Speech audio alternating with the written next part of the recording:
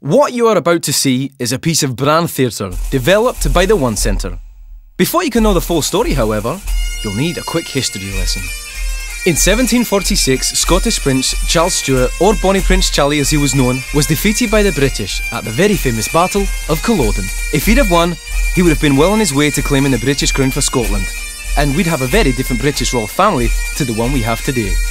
He was, however, defeated. Before he left Scotland forever, he did a very noble thing.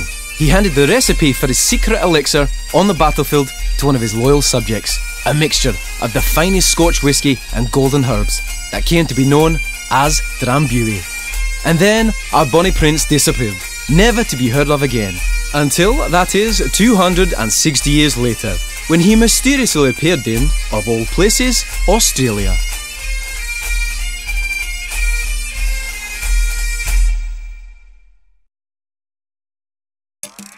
For all its illustrious past, in 2006, Drambuie was no longer very famous. Everyone knew it was a drink, but no one had a clue beyond that.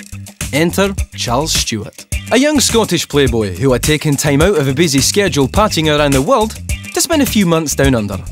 Living a life of leisure and appearing only at night, and only in the city's finest drinking establishments, save for the odd appearance coming out of the water at Bondi Beach. After chatting to the barman and showing them how to mix drinks with a bottle of what had been sitting on their top shelf for years, Charles turns his attention to the locals. He'd happily shout about a Drambuie and soda, and if you got along particularly well, he just might invite you to a private party he was hosting for friends in Australia. In all, Charles visited over 40 bars in Melbourne and Sydney, and over 500 people attended his 2 parties. Newfound friends, as well as the local social set, responding to a personalised invitation bearing a mysterious coat of arms. At these events, which received extensive coverage in the social pages, Charles personally invited guests to join his inner sanctum by becoming members of the Drambuie clan.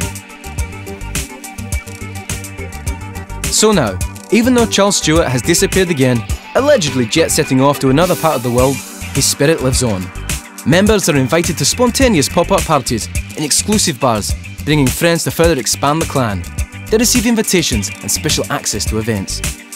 Highly targeted bluejacking of bars offering free Drambuies leaves people wondering how Charles Stuart ever knew they were there.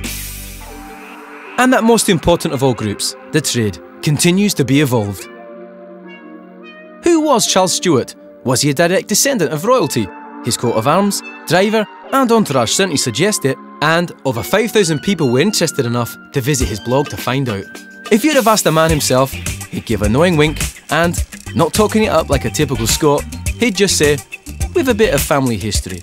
And it's a history that today is helping to introduce a new generation to a drink first introduced by Prince Charles Stuart way back in 1745.